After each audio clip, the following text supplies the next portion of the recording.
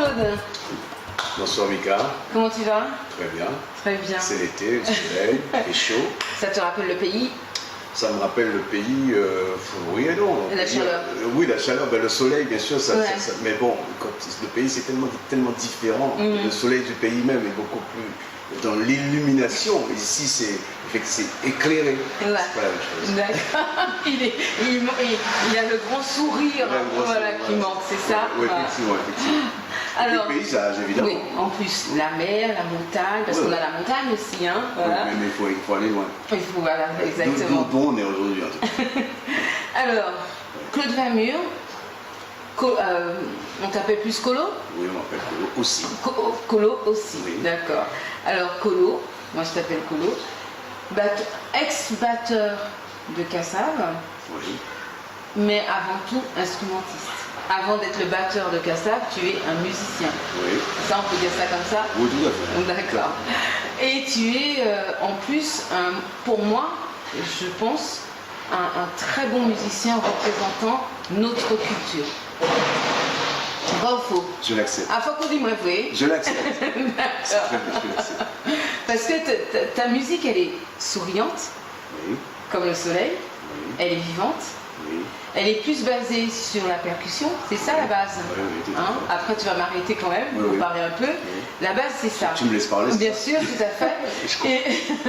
et donc, tu es percussionniste. Mhm. Et est-ce que tu as appris ça enfant? Ça t'est venu à quel moment? Vas-y. Non, en fait, je crois qu'on est tous percussionnistes en herbe, comme ça. Parce que quand on est petit, on a tous tapé sur la table, Oui. ou avec les couverts, ou autrement.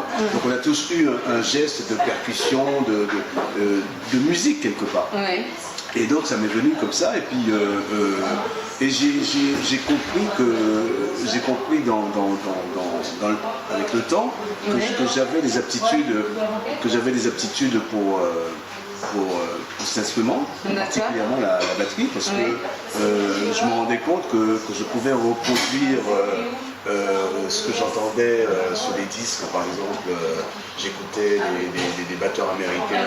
Enfin, avant d'écouter des batteurs américains, je bavais, je veux dire même, devant nos batteurs antillais guadeloupéens, lors des soirées dansantes, dans les fêtes communales et tout ça. Est-ce que tu avais un exemple en Guadeloupe? Parce que toi, Oui, tu es de la parce que- Guadeloupe. Oui, voilà, oui. Est-ce que tu as un nom à nous donner qui était ton Ben, exemple? il y avait Pierre Benoît, il y avait à l'époque c'était des batteries assez hybrides parce qu'en fait c'était pas du tout encore des instruments conçus comme c'est aujourd'hui, tout à fait moderne, avec la grosse caisse avec une dimension disons acceptable et puis des tomes. Il y avait comme une grosse caisse de sonistes, on appelle ça. Ouais. C'est-à-dire que c'est les gens qui faisaient les marches, pratiquement les marches funèbres, qui accompagnaient les enterrements avec un tambour. Oui, et puis il y avait une petite cymbale dessus. Donc, mais en même temps, ça jouait la béguine, ça jouait tout quoi. Et j'étais en admiration devant ces messieurs, parce qu'il n'y avait pas de jeunes spécialement, c'était que des messieurs. Pour moi, petit, je regardais ça avec vraiment ébahi, quoi. En même temps, j'attendais de leur demander de me laisser aussi faire un petit son. Un petit son, mais de toucher. Oui, voilà. Mais à l'époque, c'était pas du tout dans la coutume, c'était pas du tout dans les habitudes qu'un petit qu'on n'a pas. Alors quand tu dis petit, c'est quel âge à peu près? Un petit, mais petit, c'est-à-dire que t'as 9 ans, Ah oui, oui. D'accord. 9-10 ans, quoi. Et puis t'as fait une relative fugue, enfin une relative fugue, et tu te retrouves face à celui qui joue, et là j'étais complètement à l'admiration. Donc si tu veux, je me suis aperçu que en regardant, en observant, en écoutant et en reproduisant après, en essayant de reproduire sur les matériaux de fortune, que c'est-à-dire que je me construisais ma batterie finalement, et que les aptitudes étaient là, et de plus en plus j'ai aimé ça en fait. Et pendant les vacances aussi, avant de faire partie d'un groupe à Pointe-à-Pitre par exemple, donc je suis de Sainte-Anne. Oui, toi tu es de Sainte-Anne, d'accord. Voilà. Et en fait, avec les copains, quand on revenait de la plage, on se retrouvait dans une petite maison derrière, enfin, dans la campagne, hein, et on jouait tous, chacun représentait un instrument, quoi. Chacun jouait d'un instrument soi-disant. Voilà. On s'imaginait être celui-là le flûtiste, celui-là le chanteur, celui-là le batteur, celui-là le bassiste. Donc c'était déjà un mini-groupe. Un mini-groupe où on faisait déjà la formation. Voilà. Et c'est parti comme ça. Et après, tu es parti vivre à Pointe-à-Pitre? Après, je suis parti vivre à Pointe-à-Pitre parce qu'après c'était le lycée, donc je suis parti en 6e. Et à partir de ce moment-là, donc là c'était un peu différent parce que là je suis parti à la ville. J'ai connu justement les premières batteries, l'arrivée des premières batteries modernes, dites modernes. Et j'ai eu ma première batterie. C'était un peu avant le bac. C'est-à-dire que c'était, tu as la batterie, tu réussis au bac. Tu as ton bac, tu as ta batterie. D'accord. Mais malheureusement. Mais là, tu l'as eu un peu avant le bac. Je l'ai eu avant le bac. Ah oui, donc tu n'avais pas intérêt à rater ton bac, quoi. Donc finalement, j'ai raté le bac. Puisque j'avais la batterie avant le bac. Donc le bac m'a plus intéressé. Voilà. Et puis après, je suis parti. Est-ce que tu avais suivi des cours quand même? Non, ou pas du tout? Pas du tout. Autodidacte total. D'accord. Mais depuis l'enfance, tous les jours, d'accord. Tous les jours. Et puis aussi j'avais un grand-père qui était un peu musicien, que j'ai jamais vu jouer, mais en fait à la maison, qui sifflotait tout le temps. Il écoutait qui donnait du rythme un petit peu à cette espèce de vie, on va même dire un peu trépidante, parce qu'avec les difficultés de la vie dans les jeux et tout. Mais il était toujours là, tranquille, et puis il sifflotait comme si comme s'il était un peu enchanté par le bonheur de vivre. Et donc il nous transmettait ça un peu, il transmettait un peu tout ça, et finalement moi aussi à côté de lui, je rythmais un peu ce qu'il faisait, et tout ça, ça m'a mis un peu dans le goût de la musique. Je sais pas, je suis particulièrement à la maison, je suis celui qui a été beaucoup plus porté. Vous êtes combien d'enfants? On est 5, je suis le dernier. Et tu es le combien? Je suis le dernier. D'accord. Les derniers enfants. Et en fait, je suis beaucoup plus porté sur la musique que les autres. Mais parce qu'il y avait ce grand-père-là, et puis il y avait le côté paternel. Oui, et puis c'était en toi. Oui, je pense que c'était en toi. Et alors après le bac, qu'est-ce que tu fais? Après le bac, il n'y a pas eu le bac. Donc, tu pars avec ta batterie? Non, on m'a expédié en France parce que pour les études, parce qu'on voulait avoir suffisamment de moyenne et tout ça. Bon, je suis rentré dans une école. En plus, j'étais destiné à être un ingénieur en électromécanique. Voilà. Donc je suis rentré dans une grande école d'ingénierat à Paris. Et puis au bout de, je sais pas moi, ça n'a pas duré longtemps, au bout de 3-4 ans à peu près d'études, justement au moment où je devais passer on appelle ça le master là, Non, tu passes c'est-à-dire que tu as toute la phase préparatoire, et puis tu arrives en classe. Ah oui, en ingénierie, d'accord. Tu vas juste la classe de transition, quoi. Juste à ce moment-là, j'ai tout laissé tomber, je suis parti retrouver mes copains, parce que je m'enfermais beaucoup pour travailler aussi. Surtout, j'avais beaucoup de problèmes avec les maths, et puis là c'était des maths à fond la caisse. Et à un moment donné, j'entendais même quand je devenais fou, j'avais l'impression de devenir fou. Finalement, à un moment donné, je me suis dit, il faut que j'abandonne tout ça, parce que j'en peux plus. Et donc j'ai laissé tomber, je suis allé retrouver mes copains, qui étaient aussi, qui faisaient des études par ailleurs. Et donc on s'est retrouvés dans les boîtes de nuit. Et puis c'est parti. À Paris, tu étais à Paris. D'accord. Alors à ce moment-là, est-ce que c'est à ce moment-là que tu commences à participer à des groupes? Est-ce que c'est à ce moment-là que tu participes, que tu intègres au Cassab, ou bien c'est après? Ah non, c'est bien après. Bien après. Mais c'est-à-dire entre temps aussi en Guadeloupe, une fois que j'étais j'étais au lycée, Oui. il y a eu des formations de jeunes, hein, des jeunes de mon âge. Ouais. Notamment, il y a eu les rapaces, les Oui, maxers. et puis la musique commençait à prendre une autre couleur auprès des la jeune génération. Oui, et puis auprès des anciens, ils commençaient à voir un petit peu ça autrement. Voilà, tout à fait. Mais ils ne voyaient pas ça, ils ne voyaient toujours pas ça Comme aujourd'hui. Ouais, surtout pas comme. Oui, aujourd'hui encore. Oui. Ça va aujourd'hui. À l'époque, même si on voyait que c'était que des grands monsieur qui travaillaient, enfin, qui constituaient l'orchestre, Oui. mais ça n'a jamais. Enfin, en tout cas, à ce moment-là, ça n'était toujours pas considéré comme un métier. C'est-à-dire qu'on pouvait. Parce que souvent, ces messieurs-là qui constituaient les orchestres, ils avaient une profession à côté. Ils avaient une profession à côté. Donc, sauf le chef d'orchestre de temps en temps. Des fois, il y a des gens qui sont chefs d'orchestre, c'est qui écrivent les partitions, en fait, qui n'ont pas d'autre travail que ça, en fait. Si mes souvenirs sont bons. Mais enfin, on était loin du métier. D'accord. Et alors, après, au moment de ce diplôme, qu'est-ce que tu fais? Est-ce que tu restes à Paris ou est-ce que tu pars là-bas? Non, une fois que je suis venu à Paris, je suis resté à Paris. Ah, tu es resté à Paris? Je suis resté à Paris, mais bien évidemment, les vacances comme tout le monde. Bien sûr, voilà. oui. Mais, qu'est-ce qui s'est passé? Donc, dans mes va-et-vient, et donc j'ai rencontré, j'ai croisé Manu Dibango. C'est comme ça que ça a commencé. Oui, d'accord. Et Manu Dibango qui travaillait à l'époque chez Decca et qui arrivait, je crois que de la Normandie, et donc qui avait cette espèce de volonté de faire des choses, d'avancer, de créer, etc. Mais il avait déjà créé, je pense qu'il avait déjà un album, mais pas beaucoup. Et en fait, ça c'était en quelle année à peu près? Ça c'était les années 70. Oui, fin des années 70. Non, début des années. Début des années 70. Ouais, 74. Oui, voilà, oui, 74, oui, c'est ça, oui. Ouais. Et donc je suis parti avec lui, parce qu'il est venu accompagné des gars du Rico Jazz. Oui. Rico Jazz, effectivement, que je ne connaissais pas du tout. Et donc, il est venu là où je jouais avec les copains. Et puis, il a trouvé que c'était particulier. Ouais. Et comme ça, il m'a invité à venir.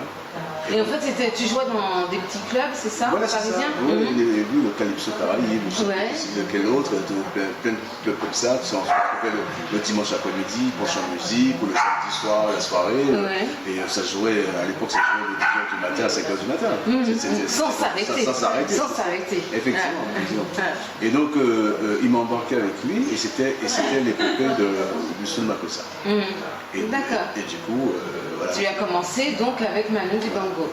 Et après, tu es resté combien de temps à peu près avec lui? Manu, je suis resté pas loin de 10 ans, jusqu'aux années 80. C'est ça. Et est-ce que entre temps, quand tu étais avec lui, est-ce que tu faisais des choses toi en solo? Non. Non, qu'avec lui. Oui, d'accord. Je l'accompagnais tout simplement. Tu l'accompagnais, mais est-ce que toi tu composais? Je composais, j'avais commencé à composer. Tu avais commencé. Ouais, oui, parce qu'à la base, tu es un instrumentiste, mais tu ne composais pas, mais tu as commencé petit à petit à composer. Oui, parce qu'en fait, toujours, si on situe les choses dans l'époque, à l'époque aussi, on ne parlait pas du batteur comme un compositeur. Le batteur, c'était l'accompagnateur. C'était tout, quoi. Mais c'est à cette période-ci que l'instrument a évolué. C'est-à-dire que le musicien devenait de plus en plus, même le trompettiste, devenait créateur. C'est petit à petit, à cette époque-là, on peut dire fin des années 70, début des années 80, où petit à petit, le musicien instrumentiste a changé. Oui, parce qu'en fait, je trouve qu'il y a eu comme une espèce de prise de conscience aussi. Oui. Même tu étais instrumentiste, certes, tu n'es peut-être pas un instrumentiste mélodiste, mais tu es un instrumentiste. Donc à partir du moment, et dans la mesure où tu as fait le choix de la musique comme étant ton métier, il est par conséquent nécessaire que tu te réalises. Et ta seule réalisation, en fait, disons que la meilleure réalisation de l'individu, du musicien, c'est de créer, c'est de la création. C'est la création. Bien évidemment, la création, c'est pas une chose non plus on claque du doigt, puis ça va venir. Mais si on s'y met, et si on travaille, et puis d'autant plus on vit dans un monde de musique, donc il y a une espèce d'éducation musicale qui se fait automatiquement, donc un apprentissage de paramètres, toute espèce de paramètres musicaux. Donc à un moment donné, ça fait partie de tes bagages. Et tu peux prétendre, même si ça ne marche pas, c'est pas ça bien, mais au moins tu peux prétendre, dire que bon, j'ai aussi mon mot à dire. Oui, voilà. C'est ça, mon mot à dire avec ma musique, avec ma création. Exactement. Donc tu commences à te préparer à ça, à te mettre un peu sur les rails du compositeur, etc., tout en étant un batteur, tout en étant les trompettistes et pas forcément un pianiste ou un guitariste ou un chanteur. Voilà. Et donc c'est parti comme ça. D'accord. Et il fallait avoir cette prise de conscience-là, parce qu'autrement dit, on était figé dans cette espèce même pas de rumeur, mais d'acceptation du style, bon, on est batteur, on est là pour accompagner, pour faire boum boum boum, on n'est pas là du tout pour composer. Un batteur ne compose pas. Bien sûr, et ça a été très bien que ça a pris cette tournure.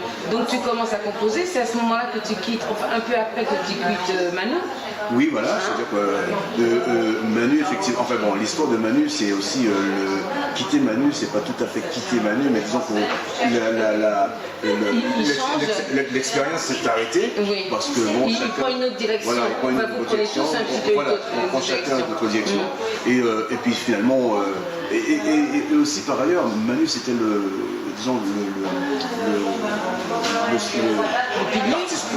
l'artiste central avec lequel je travaillais, mais en même temps, autour de ça, j'accompagnais un Guédon.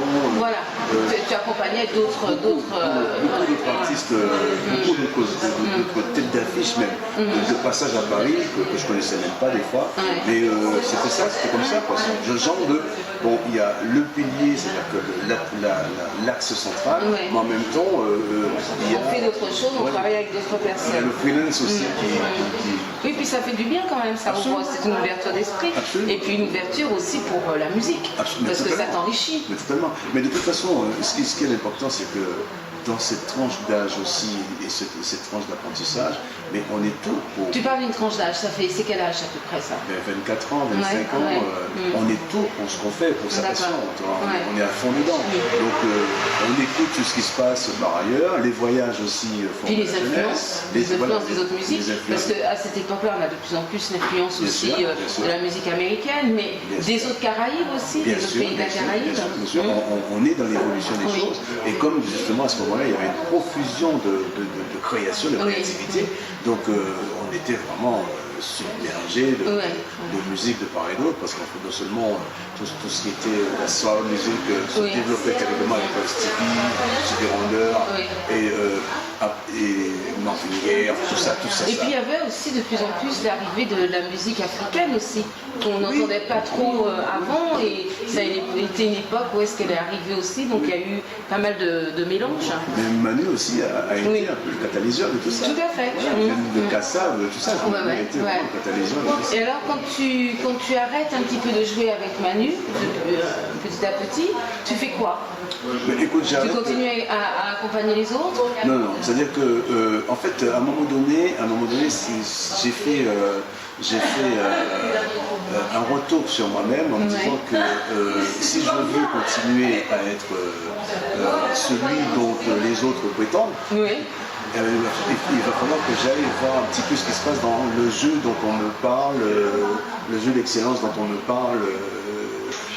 Avoir. D'accord. Donc finalement, je suis retourné à l'école de batterie, parce qu'en fait j'avais déjà fait une relative formation par rapport au service militaire, parce que j'étais tambour militaire. J'avais appris les rudiments de... Alors donc tu jouais dans l'orchestre militaire? L'orchestre militaire, donc c'était tambour, et donc j'avais appris les rudiments. Et par ce biais-là, j'avais fréquenté une école d'Agostini à Paris, en ce biais-là, mais bon, ça avait duré le temps du service militaire. Et au retour du service militaire, j'étais reparti sur le route avec Manu Dibango, donc finalement c'était arrêté. Mais quand on a arrêté l'expérience avec Manu, à ce moment-là, je suis reparti à l'école pour vraiment approfondir ce que j'avais appris. préalablement, apprendre autre chose et comprendre aussi cette nouvelle batterie parce que tout ça, ça allait très vite. Les changements de jeu, c'était plus comme ce que je voyais ni en Guadeloupe, ni ce que j'avais joué en Guadeloupe, ni ce que j'avais joué non plus quand je suis arrivé ici. Et donc tout ça, c'était en pleine ébullition, quoi, et il fallait être dedans, si on veut avoir sa place. Tout au moins garder la place qu'on occupe pour le moment. Donc j'ai fait ça. Pendant 3 ans. 3 ans. Et tu continuais à jouer avec des groupes? Je continuais à jouer avec des groupes. D'accord. Et j'allais à mes cours de musique. D'accord. J'avais une trentaine d'années et puis j'étais avec des enfants, des jeunes de 15 ans.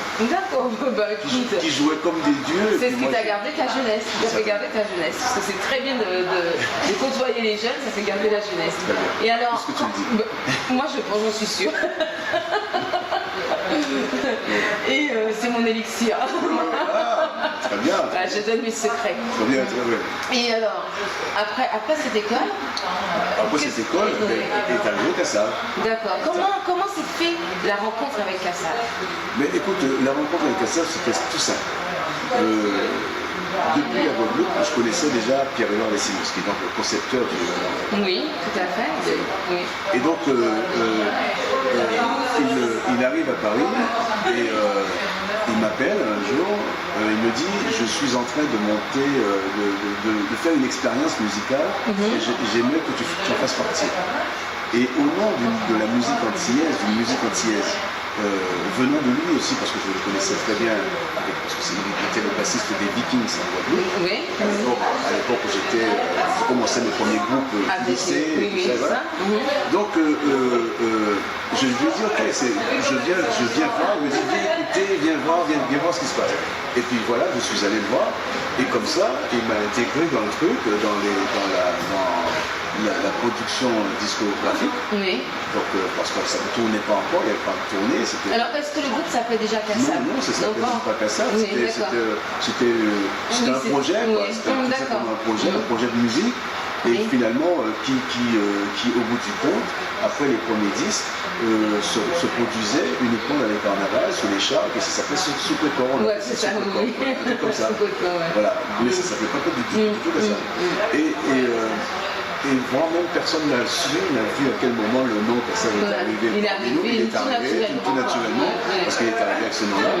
Et puis voilà, quoi. Et c'est peut-être pour ça qu'Hyper Dieu, c'était son secret aussi, parce qu'il est arrivé tellement naturellement qu'il fait partie de nous, de nous les Antillais et des autres, des copains parce qu'il est Kassav reconnu mondialement. Et puis en plus de ça, les musiciens même de Kassav, ceux qui ont été les noyaux, le noyau dur, le noyau que tout le monde a connu, mais ça aussi, ça s'est fait tout à fait naturellement. Oui, il y a eu une sélection naturelle. En plus, ce qui est bien, c'est que vous avez tous gardé quand même votre identité, parce que tout en faisant partie du groupe Kassav, vous avez toujours créé quelque chose, vous avez toujours continué votre propre podcast. Oui, mais très bien, parce qu'en fait, c'est ce qui enrichissait justement le programme du groupe, parce qu'en fait, comme il y a effectivement l'entité qui existe, mais par ailleurs, il y a des individualités. Et en fait, ce qui était bien, c'est que c'est ce qu'on a pu mettre ensemble pour former un groupe, c'est-à-dire tous les éléments qui peuvent constituer sous le groupe, mais aussi garder ce qu'on est soi-même pour pouvoir s'exprimer parallèlement au groupe et faire aussi que ces propres choses puissent faire partie du groupe quelque part, parce que c'est un élément du groupe. Et c'était très bien parce que ça a été un enrichissement vraiment, comment dirais-je, comme une espèce de plateforme large sous laquelle tout un chacun pouvait s'exprimer à son aise, quoi. D'accord. Parce que la production était là. Oui, c'est ça. Et après Kassav, ça a duré, on peut dire ça dure encore un peu. On va dire oui, il fait tellement chaud, on se croirait presque au bord de la mer. Et on dit Kassav, ça a duré, mais ça dure encore, parce que de temps en temps, on t'a vu aux 30 ans de Kassav revenir, Et tu avais déjà arrêté? Oui, en fait, Kassav, l'expérience pour moi a duré plus de 30 ans. Bon, on parle de 30 ans parce qu'on s'arrête à la date anniversaire, mais ça a duré. Mais même qui est fausse, puisqu'on l'a fait partir du moment où il y a eu le nom Kassav, mais elle a commencé avant. Oui, voilà. Donc, on va dire ça comme ça. Bon, on va parler de 30 ans. Oui. Mais en fait, moi, j'ai arrêté ce groupe parce que, j'allais dire pour plusieurs raisons, mais enfin, déjà pour la raison principale. C'est qu'en fait, je pense qu'il y a aussi un temps pour chercher. Et je pense qu'à un moment donné, c'est vrai que tant qu'on est jeune, on peut aller, venir, jouer, danser, sauter, mater, tout ce qu'on veut. Mais il se trouve que le temps passe aussi. Et quelque part, tu te dis, mais qu'est-ce qui s'est passé pendant tout ce temps-là? Parce que j'ai beaucoup voyagé, c'est très intéressant, le voyage fait la jeunesse, c'est super intéressant, tout ce qu'on veut, et tout. Mais moi, qu'est-ce qui s'est passé à mon niveau? Qu'est-ce que j'ai fait? Qu'est-ce que j'ai pas fait? Qu'est-ce que j'ai eu le temps de faire? Est-ce que je me souviens même de ce que j'ai pu engager? Oui, parce que c'est clair. Parce que faire partie d'un groupe comme ça, c'est même plus que faire partie d'une famille. Mais voilà, c'est à 100%. Tu es à 100%. Parce que tu arrives quand tu descends de l'avion, tu as juste le temps de passer chez toi, changer prendre quelques vêtements, refaire cette même valise et repartir. Donc, tu es dans un truc comme ça. Donc, c'est super sympa quand on est pas insouciant, mais on peut dire qu'on est jeune. Mais à un moment donné. Toi, en tout cas, tu ressentais ce besoin d'aller plus loin. Oui, je ressentais ce besoin de m'arrêter pour voir un peu ce qui se passe, qu'est-ce que j'ai fait depuis. Parce que j'ai engagé des choses, mais je ne les suis pas, j'ai pas le temps de les suivre. Donc où ça en est, ça va m'emmener où, et donc j'avais besoin de savoir où j'en étais de toutes ces choses qui ont été engagées et que je n'arrivais plus à suivre. D'accord. Ça, c'est une première raison. Deuxième raison qui a provoqué, disons, qui a emmené la première quelque part, parce que la première c'était la réflexion, mais la deuxième raison c'est qu'à un moment donné, j'ai eu mal au dos. C'est-à-dire que les positions, les voyages, les secours, enfin tout ça, et puis les mauvaises positions aussi derrière la batterie, parce que la force, la fatigue, etc. Donc j'avais un tassement des vertèbres, presque comme une hernie discale, quoi, quelque chose comme ça. Et donc j'ai dû aller traiter ça avec infiltration et tout. Et puis ça m'a fait tellement mal qu'à un moment donné, ça m'a ramené aussi un peu à la raison. Voilà, qu'est-ce que j'ai fait? J'ai mal, mais voilà, tout ce train de vie là. Est-ce que tout ce train de vie me fait que me faire souffrir physiquement, quoi? Voilà. Et d'autant, donc c'est comme c'est presque le cas de dire on en a plein le dos. C'est bon, il faut arrêter. Comme une alerte. Voilà, comme une alerte. Et en fait, finalement, de tout ça, je me suis dit, allez, bon, je crois que c'est bon. Là, mais finalement, c'était peut-être un beau signal d'alarme parce que après Kassav, tu as fait des choses très intéressantes et tu fais encore avec les enfants. Oui, mais justement, alors en fait, c'est cette histoire d'association qui existe. En fait, j'avais déjà prévu le coup. D'accord.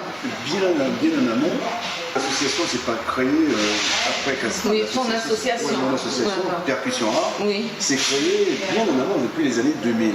Parce que oui, parce que tu as quitté Kassav exactement en quelle année? Il y a 2 ans et demi, 3 ans à peu près, l'année des 30 ans, donc ça fait à peu près 3 ans.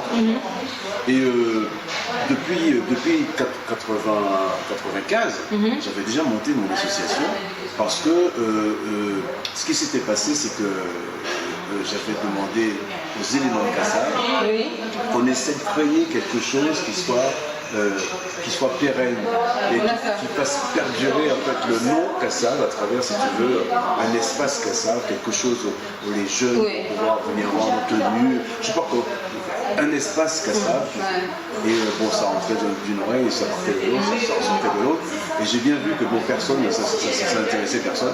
Donc finalement, moi j'ai monté mon association en me disant que comme j'ai le nom, donc je vais utiliser le nom, je vais monter une structure structure. Oui. Et c'était l'espace percussion art.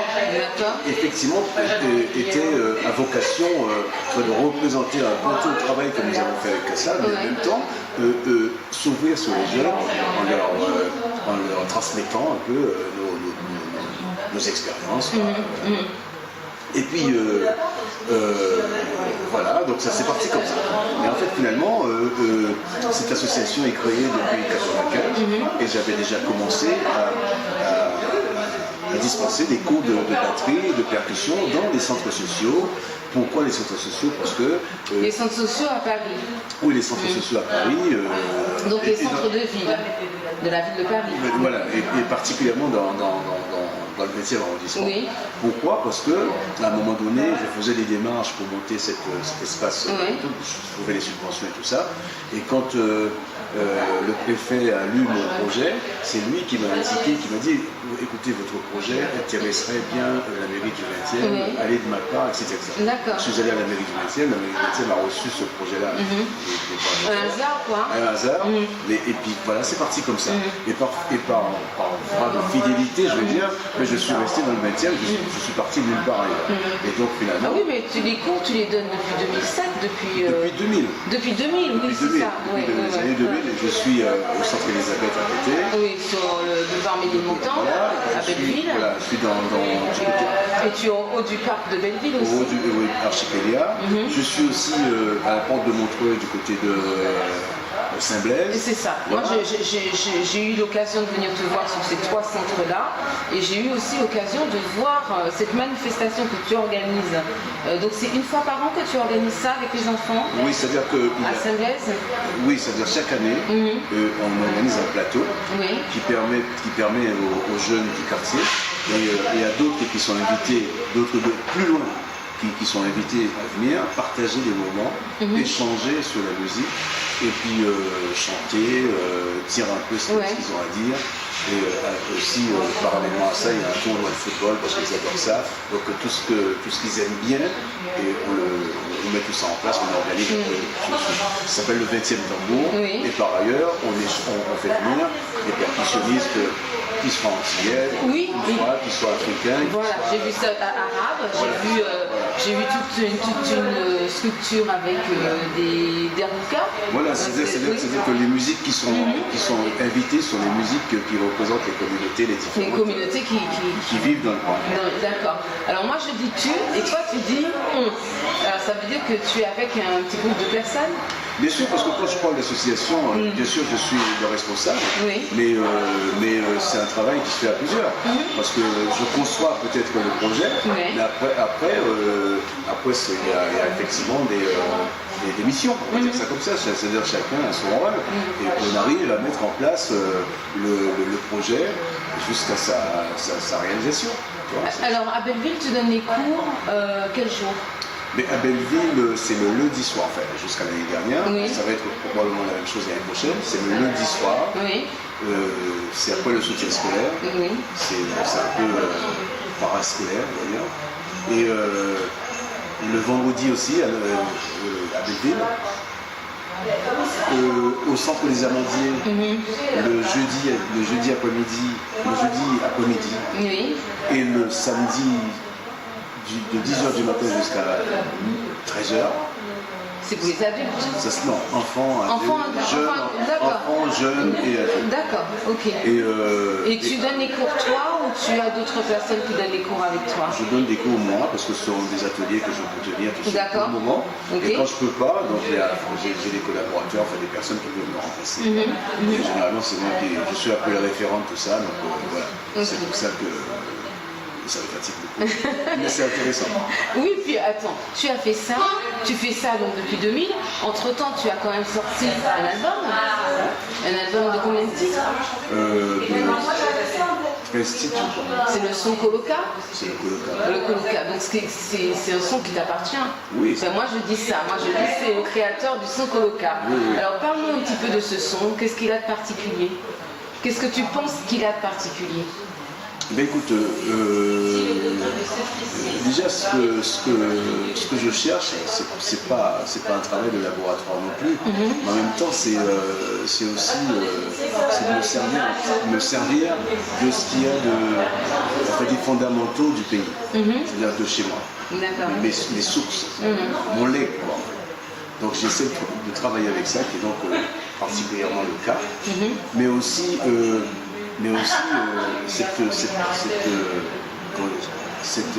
cette configuration ou cette structure harmonique que généralement que nous avons, j'essaie de déjà prendre ça comme base de travail. D'accord. Et après, mes influences, c'est-à-dire mes influences et mes goûts. Et tu fais des lianages avec, voilà, moi j'ai remarqué... beaucoup de lianages. Et c'est pas du jazz pur, c'est un jazz créole.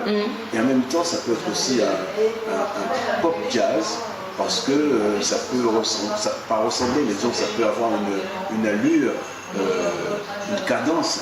C'est parce que je fais la différence entre la cadence et le rythme, parce que souvent il y a une belle cadence. La cadence, c'est plus la musicalité. Et donc, travailler tout ça et faire une espèce de Claude Vamur à ma sauce. Tu vois. Et il y a un certain modernisme, je trouve, dans ce mais son. il faut bien, sinon, moi je me dis qu'il y a deux choses. C'est où, par exemple, je fais un projet traditionnel, donc même si je devais le faire de façon avec une base traditionnelle, il sera forcément au goût du jour. C'est-à-dire qu'on sera un peu dans le modernisme malgré tout. Par contre, aussi, je ne saurais jamais faire du traditionnel pur et simple parce que je ne vis pas la musique dans ce sens-là. J'adore, je l'apprécie. Je l'adore de toute façon. Je suis dedans. Mais en même temps, dans ma façon de présenter les choses, tu vois, dans les ouvertures que je peux prétendre créer, ou les, je fais comme une espèce d'offre, tu vois, j'offre quelque chose. Oui, en fait, tu as apporté quelque chose aux musiciens qui t'ont accompagné. Voilà, c'est-à-dire qu'il faut que j'essaie de... Qu'est-ce qui t'a accompagné sur cet album? Qu'est-ce qui t'a accompagné? Donc, qui a travaillé avec toi? Ben, il y a Harry Goffin, le bassiste, Harold Awad, le pianiste, et il y a la fille d'Harry Goffin aussi qui a chanté, Marie-Josée Givon, qui c'est l'autre qu'on connaît, Patrick Saint-Élie qui joue avec Cassa, le percussionniste, Pierre Chabrel qui joue c'est Chabrel. Oui. Trombone. Chabrel. Et je sais qu'on connaît encore comme Philippe Joseph, le pianiste aussi de Cassa. Et puis c'est tout, je crois. Bon. Ouais, c'est tout. Et après, de toute façon, ça fait déjà un petit moment. Est-ce que tu as le projet de notre... Si, mais on est en plein dedans. T'es en plein dedans. Ah d'accord. Et ça va sortir quand à peu près? Ben, je sais pas, parce qu'en fait, moi... le travail a commencé. Voilà, figure-toi, je fais un disque, je fais un album tous les 10 ans. Voilà, le boulot a commencé, et une fois qu'on sera prêt, il sortira. D'accord. Mais bon, il sortira bien sûr par le net. Bien sûr. Alors, et puis on avertira tout le monde. Bien sûr. On fera du bruit autour. Alors dis-moi, dernièrement je t'ai vu dans un petit exercice, là, il y a 15 jours, un petit exercice nouveau pour nous. Tu étais parrain d'un événement parisien. Qui s'appelle donc, le Carnaval Tropical de Paris. Alors, la semaine dernière, j'ai reçu les reines, j'ai eu Machel Montano, j'ai vu... Et là, je reçois le parrain. Bon, le parrain, c'est un boulot. Parce que je t'ai vu bosser. Et je t'ai vu en plus, je t'ai entendu du moins, apporter des... Non mais ça ne devrait pas se faire comme ça. Des petites analyses. Ah, je dis, ah ben sympa. Il est complètement intégré. Alors, qu'est-ce qui s'est passé? On t'a appelé? On t'a dit quoi? Tu m'as entendu dire ça? Oui, oui, je t'ai entendu. Non, mais vous devriez sortir, pas comme ça, faudrait sortir, tu disais au groupe, faudrait, à Charletti, il disait, faudrait peut-être vous mettre. Je dis, ah super, il est complètement investi, c'est bien. Non, parce que effectivement, ça s'est fait tout à fait naturellement. Ouais. Mais en même temps, moi, ce qui m'a... On t'a appelé à quel moment? On m'a appelé il n'y a pas si longtemps que ça. Ouais. On m'a prévenu que est-ce que je voudrais être le parrain du carnaval tropical. Oui. Tu connaissais déjà le carnaval tropical? Tropical, je connais. On ne sait jamais. Hein, je connais. Mais enfin bon, je n'avais jamais participé. De cette manière? De cette manière, je n'avais jamais été au cœur même de l'organisation. Oui. Au cœur, mais plutôt, quand je dis au cœur, plutôt dans la périphérie, mais la périphérie intérieure. Pas du tout, parce qu'il y a des piliers du carnaval, bien sûr. On ne peut pas faire ça comme ça. Il faut faire attention. mais moi, aucunement, mon intention était de changer quoi que ce soit. Je venais pour apprendre, pour savoir comment ça se passait, et puis surtout... et puis soutenir avec ton nom. Oui, soutenir. Parce que si on t'a appelé pour être parrain, c'est aussi par rapport à Claude Vamieux. Voilà, c'est un peu ce qu'on me demande. Voilà, bien sûr. Donc, ok, d'accord, j'ai dit oui, pourquoi pas. Et puis, il ne faut pas se voiler la face, ça peut être aussi une visibilité. C'est-à-dire que bon, on m'entend pas. Et puis, en même temps, ça va aussi avec le travail que tu fais avec les enfants. Oui, voilà. C'est complémentaire. Mais moi, j'ai trouvé justement, j'ai trouvé le complément. Ouais.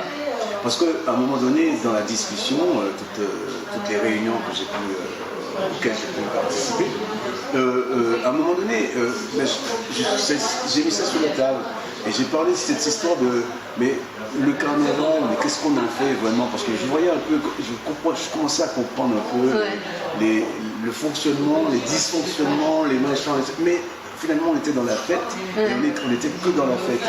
Et je me suis dit, c'est pas possible, on est encore dans la fête, ça veut dire que bon, on ne fait, il n'y a pas une espèce de transgression. Montrer la vraie culture qui est derrière, oui, voilà, mais c'est-à-dire l'histoire. En parler de façon plus profonde. Festif mais profond. Oui, voilà. Un peu comme la présentation, et je salue là la présentation de Ronnie Théophile, qui connaît heureusement bien le carnaval, et donc il pouvait donner un indice. Oui, de temps en temps. Un petit aspect historique. Voilà, bien sûr. Mais d'autant plus que ça c'est une chose, mais la deuxième chose qui m'a semblé très importante, c'est aussi tout ce que draine le carnaval comme les métiers de la création. C'est la mode, la décoration, etc., les métiers de la musique. Énorme.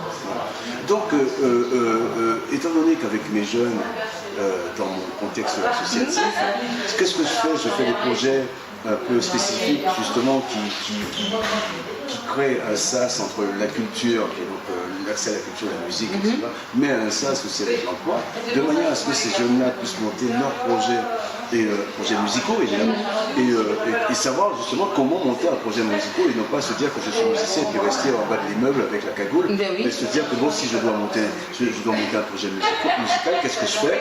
Est-ce qu'il faut que j'aille faire une formation par-ci? Il faut que j'aille déclarer la SACEM par-là? Il faut que je vois. Et donc, avec cette association, on avait créé un projet, super projet comme ça, un gros projet, parce que tous les partenaires étaient venus pour expliquer aux jeunes, voilà, dans les métiers de la musique et du son, voilà les donc aller plus profond. Voilà, si vous voulez en faire votre métier, voilà les chemins par lesquels vous devez passer pour y arriver. Donc ce qui t'intéresse, c'est le cœur des sujets. Voilà, c'est-à-dire qu'est-ce qu'on en fait. Oui, c'est pas tout de danser sur des thématiques, qu'est-ce qu'on en fait. Et justement, ces métiers-là, à ce moment-là, on a parlé de chantier-école. Et le chantier, c'est quoi? C'est le carnaval. Donc, et en fait, qu'est-ce qui se passe? C'est que tous les bénévoles qui sont qui travaillent justement toute l'année pour préparer les costumes et les gens, qu'est-ce qu'ils font? Est-ce que ce sont des gens qui il y a des gens qui travaillent, et alors aussi qui ne posent pas.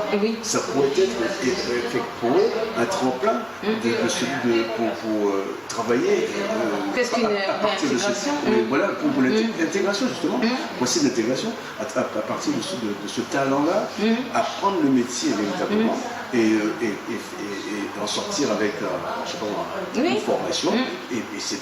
Par exemple, il y a les Greta, des choses comme ça. Voilà. Et donc ils pourraient après travailler sur le carnaval tropical, mais travailler aussi sur un film, sur autre chose, parce qu'ils sont costumiers, ils ont appris la couture, etc.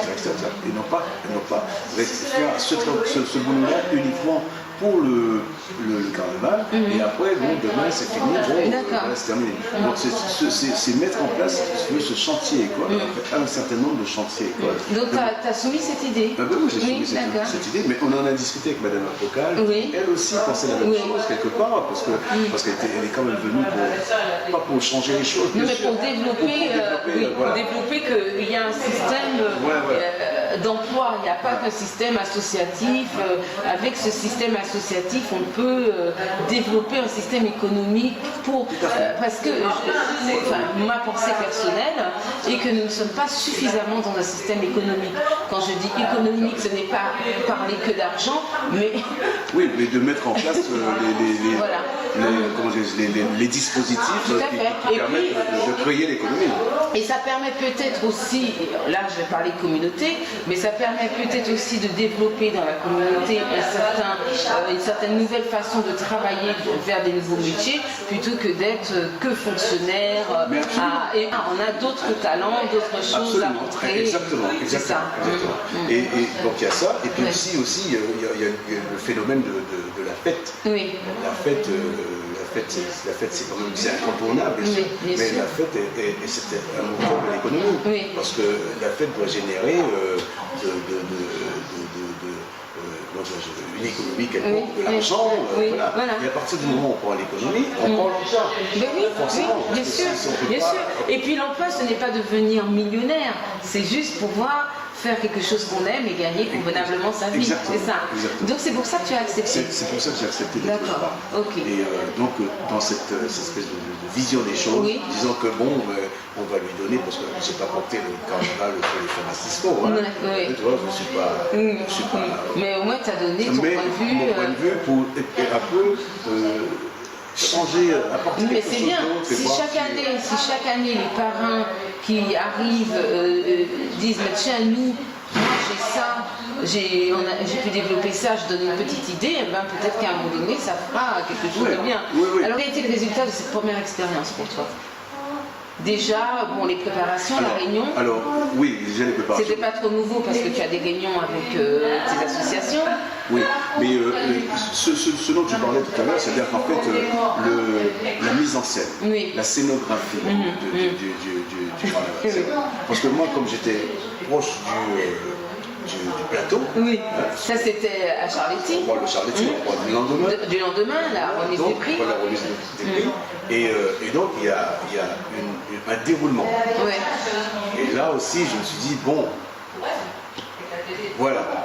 Et alors, en fait, finalement, naturellement, j'étais porté à dire que, bon, ça pourrait peut-être passer mieux avant celui-là, parce que c'est question de public, question de rester dans le vivant, spectacle vivant, de rester dans le vivant, et non pas des cassures, parce qu'il faut absolument mettre un tel là ou je sais pas quoi. Non, il faut que ça soit progressif et que ça aille vers une fin, voilà. Quelque chose de festif. Voilà, avec un lien, qui a un fil conducteur quand même.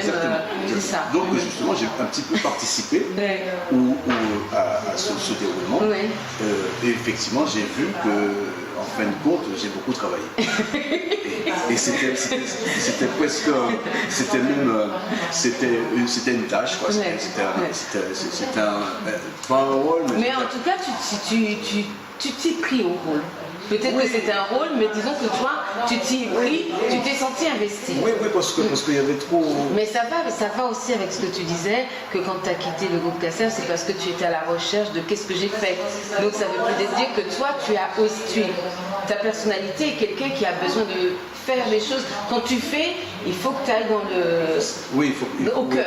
Oui, quand je fais, il faut que j'aille au cœur des choses. Ouais. Et puis j'aime avoir des choses à faire. D'accord. J'aime Oui, ça. c'est ça. Parce Oui. que, effectivement... Faire pour faire, c'est... Voilà, Kassav, si tu veux, aussi, c'est un aspect des choses. Tu mets le point, tu mets le doigt sur un aspect des choses aussi où on était dans un train de vie, un train-train, genre de, voilà, un roulement, on est tout le temps, on part, et on joue les mêmes choses. Ouais. On joue tout le temps les mêmes choses. Donc, en termes d'épanouissement, je veux dire, bonsoir. C'est-à-dire qu'il faut attendre la prochaine répétition, la prochaine saison de répétition pour le prochain Zénith, qui sera dans combien de temps, pour que le programme change, pour que, pendant 1 an, 2 ans, on est en train de jouer la même chose, des robots.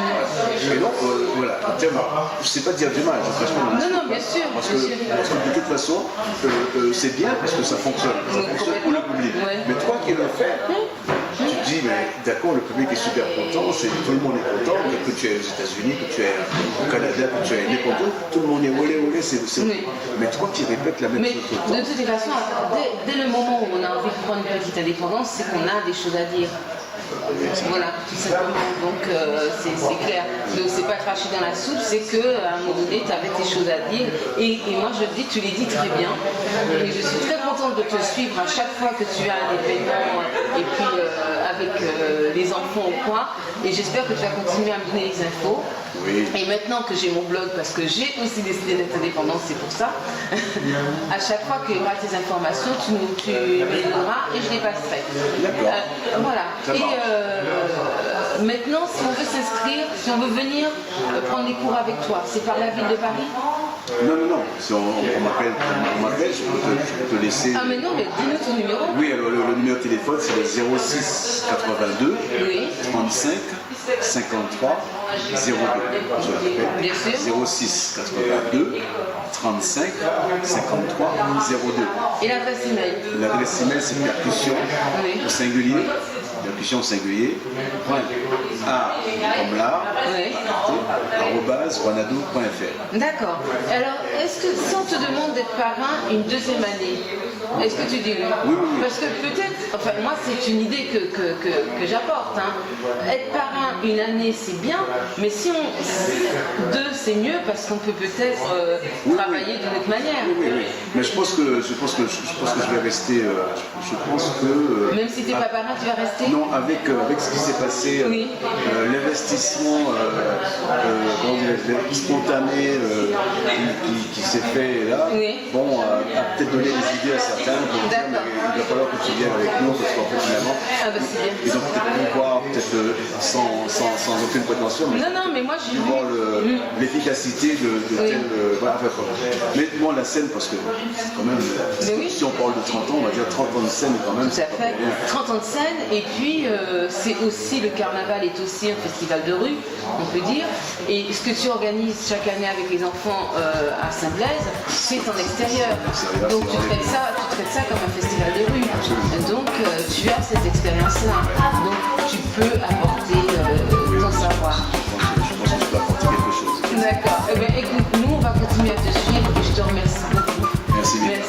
Au revoir. Au revoir.